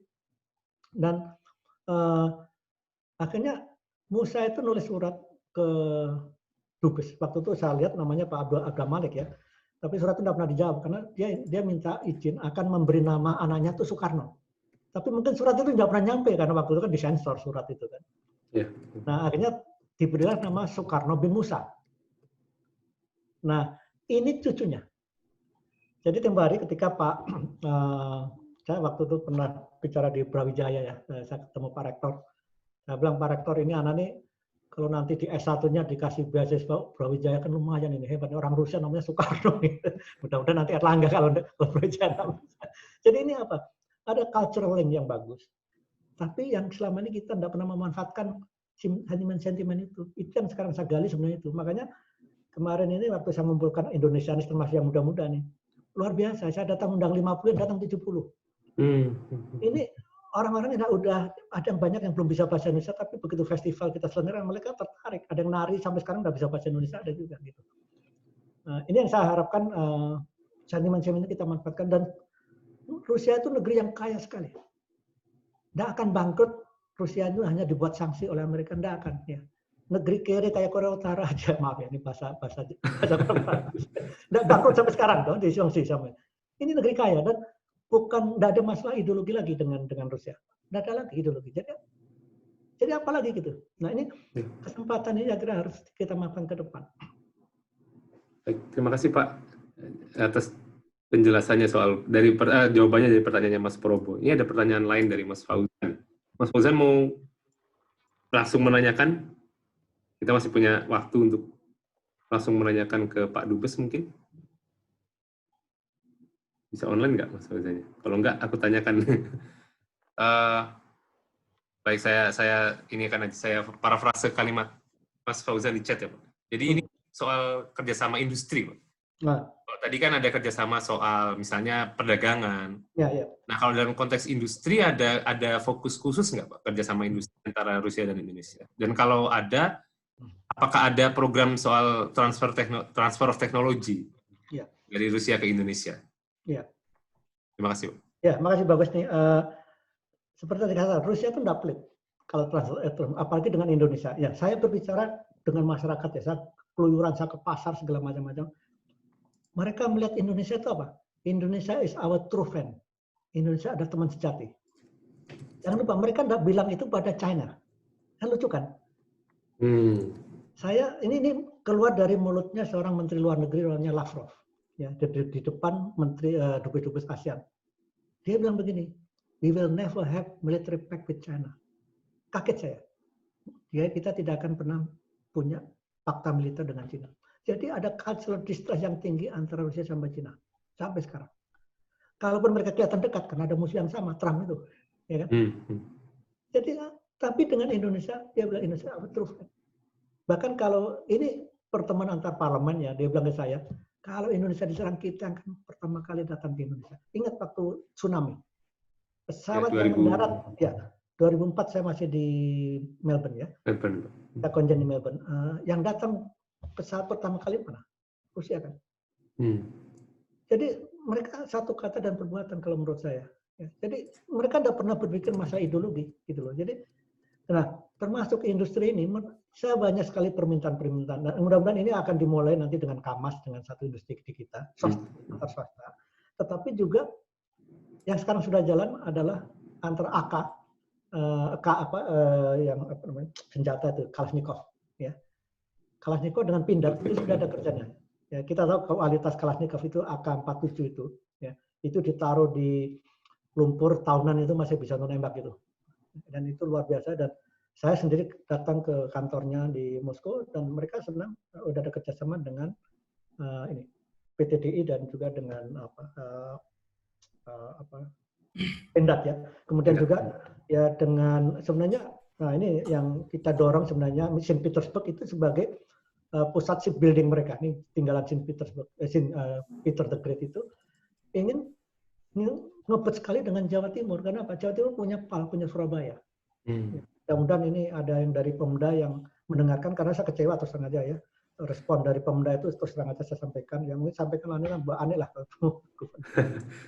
Ini mereka ini punya teknologi luar biasa. Mereka ingin kerjasama dan mereka tidak pelit dalam hal transfer of technology. Ada satu yang miss ya, kapal kita sayang kita tidak jadi kapal Rusia kapal selam kelas Selam, kilo ya, kita dengan aduh kemarin saya ketemu Pak Menhan itu dia Korea Pak Menhan bilang aduh yang Korea itu ecek-ecek itu kapal kelas kilo itu yang dipakai di Black Sea ya untuk dari kedalaman 150 meter di bawah tanah tuh nembak sampai sasaran ISIS di Suriah. Suriah ini kalau udah dibantu oleh Rusia udah habis tuh sama ISIS. Itu dari kapal asli loh. Dan mereka dan selalu kan kita dalam undang-undang kita kan ada transfer teknologi. Jadi sebenarnya dalam hal ini mereka tidak pelit. Nah sekarang kita mulai kalau dengan G2G kita sudah lakukan, kita sekarang dorong yang dengan ini dengan swasta dan itu juga hasil dari festival kemarin Bung Raditya. Jadi bulan kita undang dan bulan menjadi sponsor utama nih perusahaan ini di sponsor itu dan saya punya tugas karena dia sudah sponsor saya punya harus menghubungkan. Itu baru kedua yang kedua baru nyambung. Nah itulah bisnis. Kita ini kadang-kadang naif apa? Oh kemarin saya ikut ke pameran ke ini, wah rugi saya. Nah, namanya pameran ya rugi lah ya gitu kan.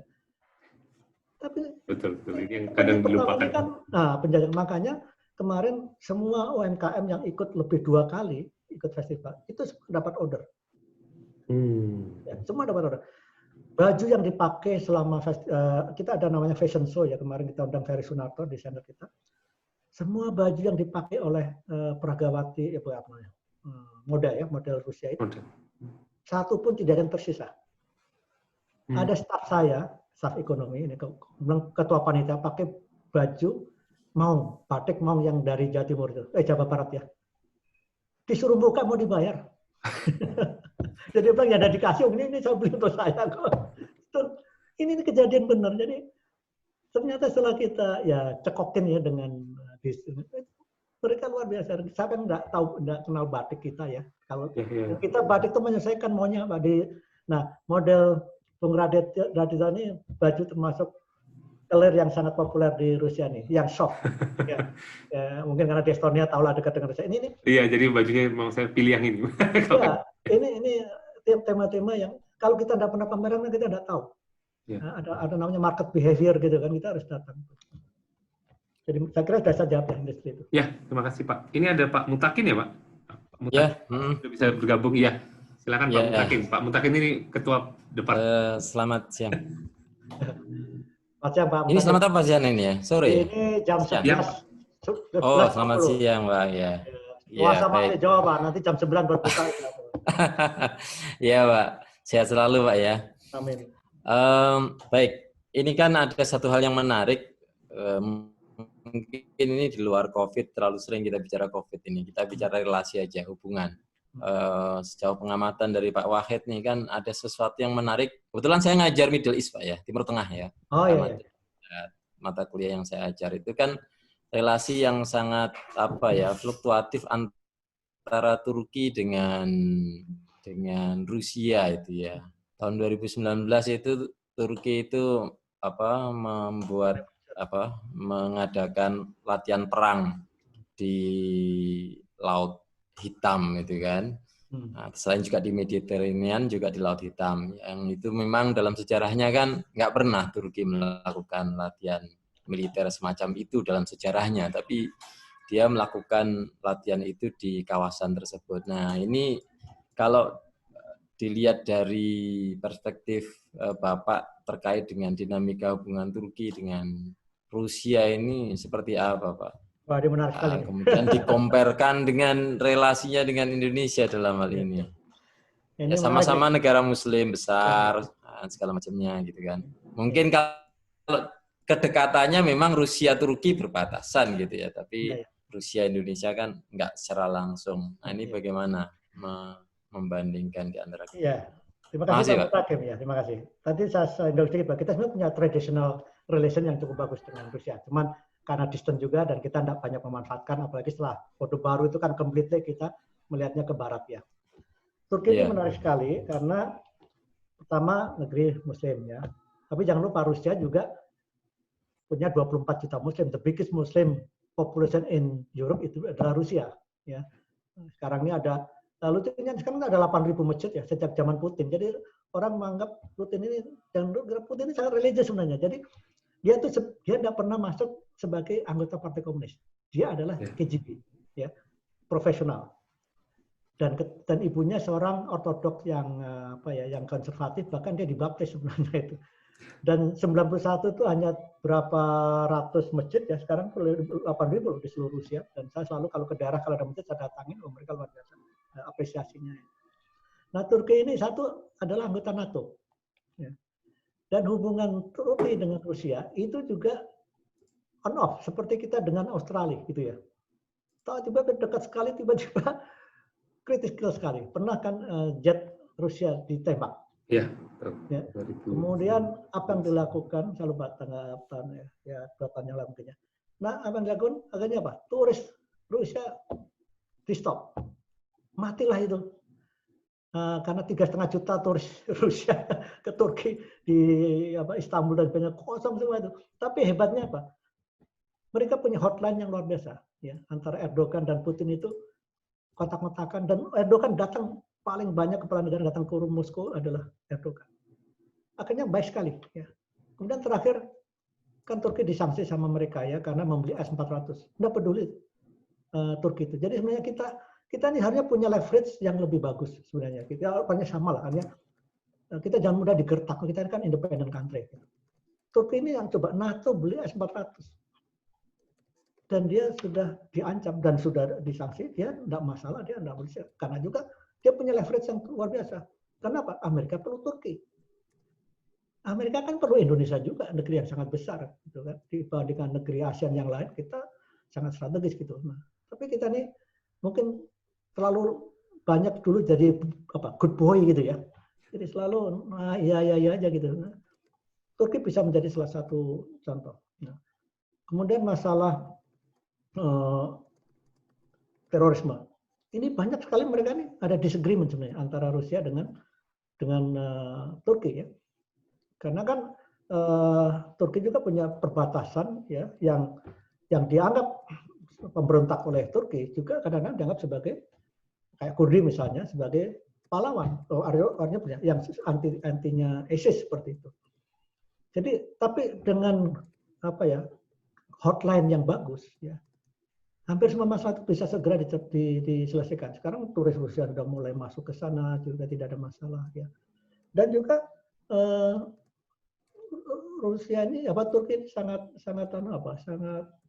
pintar memanfaatkan ya. Misalnya dengan Rusia ini kan selalu ada transfer of teknologi dan sebagainya gitu. Jadi sebagian dibuat di Turki. Bahkan kan sebagian pesawat tercanggih Amerika kan juga dibuat di Turki. Nah sekarang Amerika juga bingung juga, nah sebagian kalau tidak dibuat itu nggak bisa jalan juga yang F-22 itu.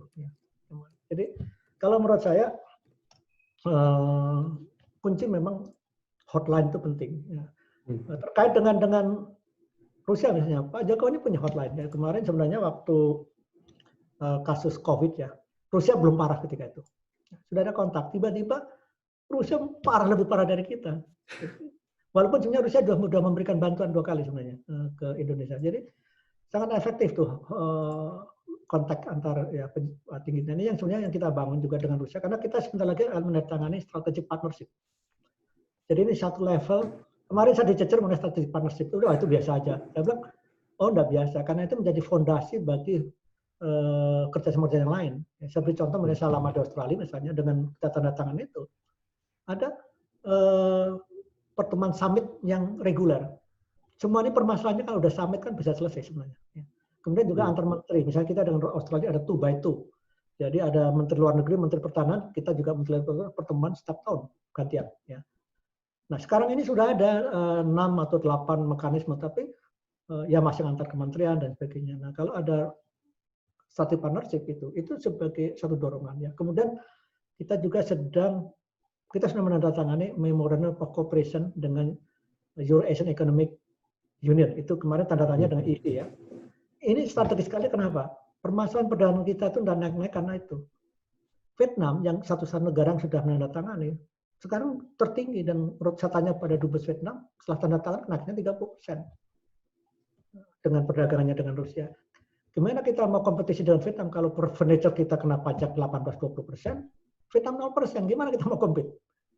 Jadi sekarang ada beberapa produk masuk Vietnam baru ke Rusia.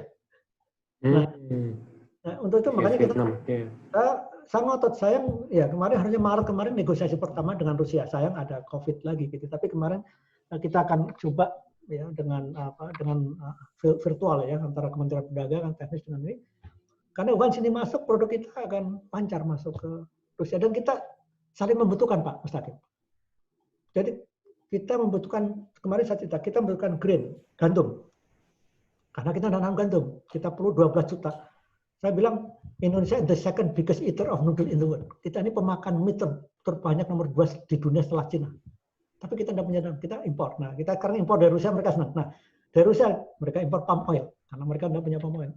Jadi ini saling mengisi sebenarnya. Mereka tidak bikin semua industri elektronik, ada yang kita bikin. Nah, ini peluangnya besar sekali. Ya. Jadi saya kira ada beberapa hal yang lesson learned yang kita lihat dengan Turki itu Pak. Jadi memang ya sekarang diplomasi kita sekarang nggak bisa lagi dengan ya pakai bahasa apa simbolisme dan sebagainya. Kita ya harus straightforward gitu. Bagaimana Pak Mutakin? Sudah. Oke. Tambah. Oke, terima kasih Pak Mutakin. Terima kasih Pak Dubes jawabannya. Ini kita masih punya sedikit waktu sekitar 10 menit terakhir. Saya mungkin ada pertanyaan tadi menarik Pak Dubes kemarin juga sempat di forum yang sebelumnya juga di forum dengan HSE juga sempat menyinggung beberapa kali soal strategic partnership. Yeah. Saya penasaran Pak. Kalau nggak salah saya sempat bertemu beberapa teman waktu itu dengan Direktorat Eropa 3 ya di beberapa tahun yang lalu bahkan 2017 ingat saya. Itu sempat sudah ada pembicaraan soal Putin akan berkunjung ke Indonesia. Yeah. Soal strategic partnership, tapi itu 2017, 2018, 19, 20 ini masih tertunda. Sebetulnya yang menyebabkan itu tertunda selain dari kunjungan Putin ya, tapi juga diskusi-diskusi tentang strategic partnership ini apa Pak? Ada hambatan nggak sih sebetulnya? Ya sebenarnya kalau dokumen kan sudah siap sebenarnya, dan memang ini harus tanda tangan oleh kepala negara. Nah, untuk mencari jadwal kepala negara itu tidak mudah ya dengan suasana yang fokus seperti itu. Sebenarnya memang kita sudah agendakan awal ini ya. Nah, tapi kemudian ada COVID. Sebenarnya Pak Presiden Jokowi diundang untuk menjadi guest of honor itu di St. Petersburg Economic Forum. Ini forum bisnis terbesar di Rusia ya. Yang lucunya tahun lalu itu pengusaha yang paling besar yang datang dari mana? Dari Amerika. Aneh kan? Jadi katanya ada sanksi-sanksi. Saya bilang bisnis is bisnis, jalan terus lah. Yang namanya duit itu jalan aja gitu kan. Ini bukan zaman cold war lagi gitu. Yeah. Jadi lucu, pengusaha Amerika lebih besar jumlahnya dari pengusaha China loh. Padahal presiden China datang ketika itu dan kita dijadikan guest honor. Artinya kalau kita jadi guest honor, kita diberikan kesempatan untuk investment forum. Ini 6.000 orang pengusaha besar yang datang dari seluruh dunia gitu. Tapi sayang juga, ini sudah di-cancel jelas ya. Harusnya Juni ini sudah di-cancel. Jadi ini memang banyak yang di luar perkiraan kita yang akhirnya bisa ya menghambat penandatanganan ini. Sebenarnya substansi sudah tidak masalah. Secara pelan-lahan Rusia ini kan juga sudah salah satu yang menjadi poin yang akan kita tanda-tangani mengenai simplification of visa prosedur. Jadi nanti orang bisa akan dimudahkan visanya ya. Tapi kan Putin mengatakan tahun depan pakai electronic visa orang Indonesia gitu. Jadi sekarang kan udah bisa electronic visa melalui St. Petersburg. Ya, ya kan? Tapi untuk tahun depan ini dia udah janji gitu. Jadi artinya arah itu dan sekarang saya lihat beberapa kasus-kasus visa yang overstaying Indonesia itu gampang sekali, cepat sekali. Dulu tuh masuk. Saya protes kepada mereka.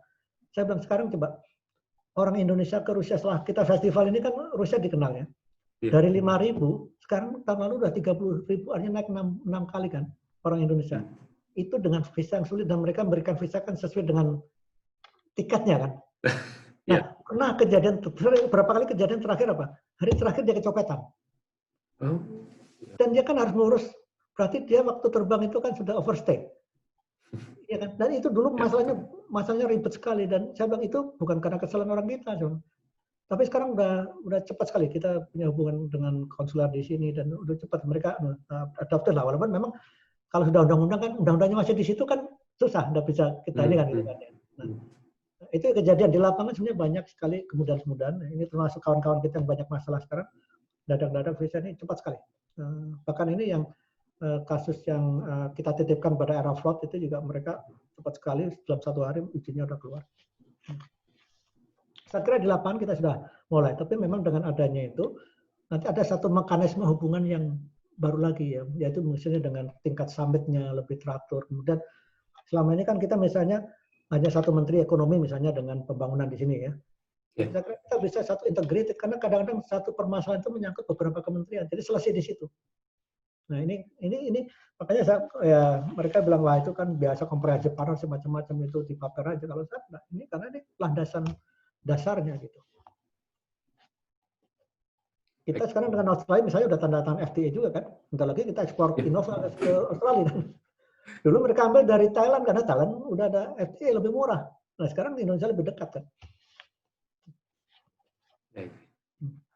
Baik Pak, terima kasih Pak. Ini menarik karena beberapa bulan lalu sebetulnya saya Januari sempat ada di Indonesia juga, sempat berkomunikasi dan sempat ketemu dengan beberapa staf dari Russian Embassy yang ada di Indonesia. Ini sempat bicara juga soal kemungkinan tahun ini Putin akhirnya akan bisa bertemu Presiden Jokowi di Indonesia untuk tanda tangan strategic partnership ini. Tapi terus kena COVID-nya buyar, kayaknya tertunda semua jadinya urusan-urusan tanda tangan ini. Iya, iya. Ini ada pertanyaan terakhir mungkin ya dari Mbak Hilda. Ini masih kaitannya dengan Turki tadi sebenarnya Pak sepertinya. Pertanyaannya, kalau menurut saya yang kaitannya dengan Indonesia ada di poin terakhir. Ini soal, ini peluang nggak untuk Indonesia? Apa namanya? Karena hubungan Turki-Rusia ini kan naik turun. Nah, Indonesia bisa mengambil alih beberapa, misalnya produk-produk Turki. Di sini Mbak Hilda menyebut, katanya Rusia sempat menghentikan impor tomat dari Turki. Nah, mungkin maksudnya produk Indonesia bisa menggantikan Turki nggak gitu di Rusia? Apalagi tadi Pak Mutakin juga sempat menyinggung, Indonesia ini negara muslim besar. Ya, banyak sekali. Buat tropis itu kan sebenarnya banyak kita bisa mengisi. Permasalahan itu ada di kita sebenarnya. Pertama memang logistik ya, logistik. Karena memang kalau air cargo itu mahal. Kenapa air cargo mahal? Ya, karena apalagi kita belum punya direct flight. Iya. Saya udah berkali-kali, udah 3 kali Garuda udah mau terbang batal ya. Terakhir sebenarnya sudah saya hubungin lagi udah. Saya bilang kalau Anda terbang kita isi, sudah ada orang yang mengisi buah tropis. Ya. 5 ton per karena sekarang kan bisnis bukan hanya penerbangan, bukan hanya penumpang tapi juga kargo kan. Dan sudah ada yang mengisi. Nah, tapi ya gara-gara lagi-lagi masalah Covid gitu ya. Jadi pertama hambatan kita itu tidak dari segi logistik itu direct flight. Kemudian Chicago itu panjang ya, tetapi sebenarnya dengan teknologi bisa kita atasi dengan misalnya kasus Ecuador ya. Ecuador kan lebih jauh dari kita. Meksiko misalnya gitu. Saya melihat ada bukannya Turki aja ya. Saya pernah menghitung ada kira-kira 2,6 miliar ya peluang yang bisa kita isi dengan adanya sanksi Uni Eropa itu, terutama pada yang kita bagus itu kan buat tropis sayur-sayuran itu ya. Dan sudah mutu kita tuh kita ini sebenarnya brand image Indonesia ini bagus sebenarnya. Ban kita Achilles sudah masuk itu ikut festival Indonesia pertama, ban Achilles itu yang dijual di Indonesia juga itu kan. Itu sudah masuk ke Rusia. Bahkan saya bawa ke Belarus masuk karena waktu di Belarus dia bilang, "Oh, ini mutunya lebih bagus dari China," dia bilang itu. Jadi brand image kita sudah bagus, cuman kita memang belum progresif. Pengusaha kita ini masih kebanyakan tuh bisnis sambil jalan-jalan. Eropa Barat lah itu kan. Amerika lah gitu, traditional market. Padahal kita di Cambridge sama Kemendak sudah menghitung bahwa Rusia itu sekarang menjadi potential market. Ya, ini salah satu non-traditional market. Ya, kita kan selalu traditional market, Jepang, Amerika, Eropa. Oke, itu sudah stagnan di situ, besar tapi stagnan kan. Tadi saya katakan saya punya data beberapa yang kenaikannya cukup tinggi produk-produk kita. Ada menurun, tapi ada beberapa. Artinya apa? Ini peluang yang bisa kita masukkan. Nah, tinggal bagaimana kita mendorong pengusaha-pengusaha kita. Ya, bahkan Kadin ini saya agak kecewa juga berkali-kali. Kemarin keliling ke beberapa negara Eropa Timur yang lain, tidak ke Rusia. Saya tanya, negeri Eropa Timur yang terbesar itu di mana sih? Saya bilang itu. Yang perdagangnya terbesar di mana sih gitu kan? Ya, jadi ya karena kadang-kadang misinya tuh ke jalan-jalannya itu. Yang maaf aja ini banyak daerah-daerah itu. Ya, saya udah berapa kali kecewa sampaikan ke daerah. Banyak kan misinya tuh jalan-jalan keluar. Jawa Timur sebenarnya termasuk yang aktif ya, kemarin juga ikut. Tapi saya bilang juga kadang-kadang daerah itu, oh, mana habis di Eropa, Rusia, nanti tahun depan kita ke sini. mestinya kan dilihat peluangnya itu di mana, gitu kan? Ya. Nah, daerah itu pendekatannya lebih ke jalan-jalan. Saya terus terang saya kritik pada Pemda-Pemda, Anda ini lebih mikir pada jalan-jalannya, bukan bagaimana peluangnya itu. Bukan karena saya di Rusia, tapi saya lihat peluangnya ada dan buktinya ada, saya kira kan. Angka-angka ada saya punya. Ya, betul Pak. Terakhir saya juga sempat ada beberapa kunjungan dari kementerian ke Estonia juga, jalan-jalan di daerah Baltik. Kita waktu itu dari mahasiswa-mahasiswa yang di Estonia ini sempat bertanya-tanya, ini ngapain ya? Kesini juga nggak ngapa-ngapain jalan-jalan. Ya, tapi itu mungkin ya ini kecenderungan umum sementara ini di beberapa pemerintah daerah dan mungkin di kementerian kita juga yang. Ini saya terakhir ke Bu Baikwardani ya, Bu Ani. Pak Kandi jangan nanya nih menyebut. Ini karena sudah. Bu Ani, monggo silakan Bu. Kayaknya masih di mute. Ya, silakan Bu Ani. Ya, terima kasih Mas Radityo dan Pak Dubes. Saya sebenarnya nggak ada pertanyaan khusus ini, cuman impresi aja pada Pak Dubes yang saya selalu mengikuti Facebook-nya ini. Itu dari baca 4 kali itu. Iya, saking aktifnya. Sampai dibajak itu terus ya, Pak? Waduh, 4 kali dibajak itu. Nah itu, iya. Nah ini saya kagum sekali nih dengan perkembangan digital diplomasi ya. Iya, sosmed diplomasi. Jadi saya impress sekali dengan perkembangan hubungan Indonesia dan Rusia akhir-akhir ini yang melejit gitu. Dan saya yakin ini juga peran besar dari Pak Dubes Wahid ya, karena sebelumnya itu ya saya melihat tidak terlalu banyak ya diekspos. Mungkin ada tapi exposure-nya kurang. Nah, ini yang penting kan sebetulnya dari Pak Dubes, bahwa apa yang kita lakukan, kalau orang nggak tahu, ya kalau sudah dilakukan tapi orang nggak tahu, ya orang tidak menganggap ada apa-apa gitu. Dan saya kira ini segi positif dari Pak Dubes untuk memanfaatkan sosial media untuk menyebarkan apa yang sudah dilakukan oleh Kemlu selama ini. Dan ini saya kira positif. Sehingga saya jadi tahu, saya yang awam tentang Rusia, saya jadi tahu bahwa oh ini loh yang dilakukan. Dan saya kagum sekali waktu Pak Dubes posting beberapa momen di mana anak-anak Rusia itu menyanyikan lagu Indonesia Raya, mereka juga menari. Itu Ki Anom Suroto nangis itu ketika itu kan ada pertunjukan wayang itu ya. Nah, itu lagu Indonesia Raya nangis dia. Ki Anom Suroto sampai nangis. Saya bangga gitu, Pak. Jadi betul.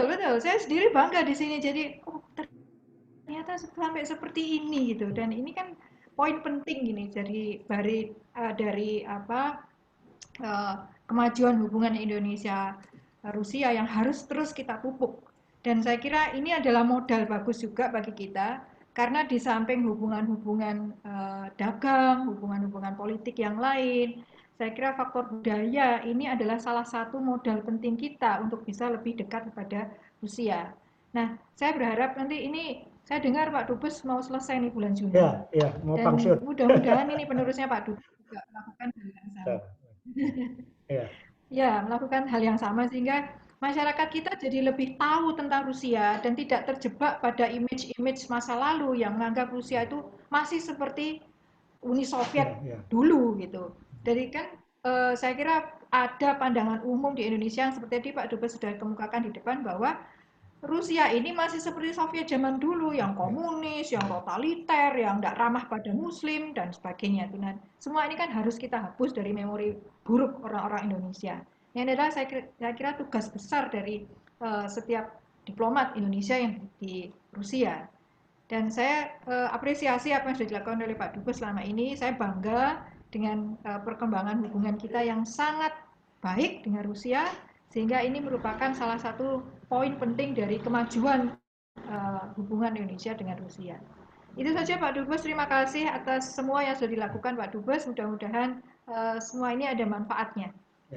Terima kasih Mbak Ani. Salam, makasih Mbak Ani. Dan terima kasih sudah bersedia untuk dengan senang hati. Mengisi CSGS hari ini. Dengan senang hati. Ya, makasih. Terima kasih Bu Ani atas penutup. Ini sekaligus menutup diskusi kita ya. Saya mungkin sedikit ada satu komentar juga Pak Dubes. Tadi Bu Ani sudah, saya juga mengikuti terus postingan-postingan Pak Dubes di Facebook. Benar-benar menunjukkan bahwa Kementerian Luar Negeri dan KBRI di bawah Pak Dubes ini luar biasa sekali ya, usahanya untuk mempromosikan Indonesia, untuk tidak hanya dari segi ekonomi tapi juga dari segi kultural. Nah, yang mungkin terkait dengan tadi komentar Bu Ani soal perlu mengubah mindset masyarakat Indonesia, ini perlu dari level sebaliknya nih Pak. Yang saya juga sebetulnya justru jarang lihat dari sisi Rusia ke Indonesianya ini bukan tugas teman-teman Kemlu sih memang. Cuman mungkin bisa dijawil juga supaya teman-teman di Rusia ini semakin aktif untuk terjun ke tidak hanya di Jakarta, tidak hanya di Bali, tidak hanya misalnya di kota-kota besar, tapi ke kota-kota lain, misalnya Surabaya, misalnya di Sumatera, supaya image Rusia ini tidak hanya image Indonesia yang baik di Rusia, tapi image Rusia juga di Indonesia nanti bisa baik, karena yang berat kan itu. Karena masyarakat Indonesia dari seperti Pak Dubes bilang, masyarakat Indonesia ini masih sulit nih diberitahu soal Rusia, mindsetnya masih mindset perang dingin, padahal sudah jauh sekali berubah. Itu Pak Dubes. Ada pernyataan terakhir mungkin dari Pak Dubes? Iya, terima kasih Bang Radito. Jadi memang itu tugas kita juga. Tapi saya melihat ada perubahan, terutama di kalangan bisnis Rusia ya. Terakhir itu interestnya luar biasa. Bahkan tanpa diduga-duga, kita KBRI itu mendapat Cultural Breakthrough of the Year tahun lalu. Itu dari Russian Asian Association of Entrepreneurs and Industry. Ini bisnis ini. Waktu itu saya diundang ya untuk datang situ. Saya tuh nggak tahu ya, saya begitu datang aja. Tiba-tiba terakhir kita mendapat award itu, dan itu hanya satu-satunya embassy, kedutaan asing yang mendapat itu. Dan ketika festival Indonesia terakhir juga, sambutan dari wali kota Moskow itu luar biasa. Kita dapat taman gratis 16,5 hektar itu karena saya bilang sama mereka, ini festival does not only promote Indonesia in Russia, but Russia in Indonesia. Saya kasih tunjukkan berita-berita Indonesia besar sekali, karena saya bawa wartawan ya, teman-teman saya dulu di media banyak itu. Tapi media kan tidak akan nulis kalau dia tidak yakin gitu kan. Nah, akhirnya semua digratiskan itu, dan dia bilang, this is the biggest single event organized by single embassy, dia bilang gitu. Jadi kemarin kita sudah ketemu lagi dengan wali kota, mereka happy sekali karena juga Moskow sudah mulai terkenal di Indonesia, dan sekarang turis sudah mulai keluar. Jadi memang tema satu selalu Bali and Beyond. Teman kata-katanya kita ubah bahwa Indonesia is not only Bali gitu loh. Yeah. Permasalahannya juga kadang-kadang daerah itu tidak aktif. Ya. Kita sudah sampaikan, ini loh peluangnya. Salah satu yang mendapat keuntungan misalnya Manado, karena ada direct flight dari Bali Manado. Nah, saya udah ke sana dan mereka cukup responsif. Nah, tapi daerah lain agak kurang respon. Tapi juga permasalahannya ketika saya ketemu dengan Asita, dia bilang masalahnya mereka juga kekurangan guide bahasa Rusia. Nah, ini mungkin bisa mendorong UNER nanti. Nah, ini penting. Pak Mutakin mungkin bisa mengusulkan. Ini kurang sekali gitu. Sastra Rusia. Iya, ternyata Pak, di Banyuwangi saya ketemu Pak Bupati, 11.000 orang Rusia sampai ke Banyuwangi, sampai ke Taman Ijen itu, Pak. Ya, jadi itu peluang itu Pak. Betul. Jadi, saya melihat peluang yang besar sekali. Kita nggak usah berpikir perang dingin macam-macam lah. Ini India sebut money ya. Jadi investasi di Amerika, di Rusia naik juga loh. Di atas. Tapi Trump ini kadang-kadang juga akrab juga dengan Putin. Jadi di bawah mereka ribut gitu. Jadi udahlah, jalan aja gitu ya. Dunia sudah beda. Ya, mungkin yang sekarang tantangan kita memang COVID ini. Saya terima kasih sekali, dan ini peluang kebetulan saya tidak bisa datang sendiri di UNER. Mudah-mudahan nanti Mbak Ani masih ingat kalau saya pensiun, nanti mungkin diajak Rujak Cingur di mana itu yang rawan setan. Rawan setan. Ya, itu langganan saya itu. Wah, itu langganan saya. Kalau Pak Dubes ke Surabaya wajib yang kapan hari nggak ngasih tahu saya. Iya, ya mohon maaf. Iya nih Pak Dubes nih. Nanti kita kasih tahu lah, kita ke rawan setan lah nanti, itu favorit saya itu. Terima kasih teman-teman. Ya, Pak Dubes, siap. Terima kasih Pak Dubes, Pak Dubes Wahid. Assalamualaikum atas kesempatannya. Waalaikumsalam. Terima kasih juga untuk teman-teman. Waalaikumsalam warahmatullahi wabarakatuh. Selamat berbuka puasa. Selamat Hari Raya. Terima kasih Pak Dubes. Selamat menjalankan puasa juga Pak Dubes, masih agak panjang ini. Panjang, kita sama-sama. Iya, masih panjang. Masih sekitar 9 jam lagi ini. Oh iya. Ini bukan habis ini ada lagi nih. lagi laris ini. Ada habis ini nanti ada webinar lagi. Bukan webinar. Oh iya. Iya, Mari. Tolong di capture teman-teman, Mas. Oh iya, kita mungkin perlu foto bersama dulu ya, teman-teman. Bisa ya. Dan peserta bisa nyalakan video dulu. Mudah-mudahan nggak ada yang sedang di kamar mandi. Mas Yanuar bisa tolongin nggak screen capture? Aku nggak paham ini screen capture-nya. Ya, saya lihat tadi ada Yanuar di layar, terus siapa lagi gitu. Teman-teman mahasiswa biasanya. Ada empat anu itu. Saya bisanya cuma untuk 9 orang, Mas. Karena saya bukanya pakai Siapa iPad. yang bisa? Gimana Rama yang- Fernandi. Saya mas. Oh, Agas, ya, Oke. siap. Baik, kita foto dulu bersama. Kasih komando. Dokumentasi. Bentar ya, sebentar. Ada empat itu Mas Agas, 4 anu. Iya Pak, bentar. Iya. Agasnya malah nggak kita. Oh iya, Agas malah nggak kelihatan terlihat. motret nanti. Nah, Bapak. Oke. 1, 2, 3. Satu lagi. Cheers. 1, 2, 3. Oke, terima kasih. Oke, terima kasih. Yuk. Terima kasih sekali Pak Dubes sudah menyempatkan Dubes. hadir. Teman-teman juga terima kasih. Nah, mudah-mudahan Datangkan bisa bertemu Habib, lagi. Pak Dubes. Oke, masih. Nanti kita ke Surabaya. Kalau mendatangkan Habib, berubah nanti persepsi Indonesia. Oh, iya. Masih. Baik, terima kasih teman-teman semua. Sampai ketemu Iya. di acara lecture series berikutnya.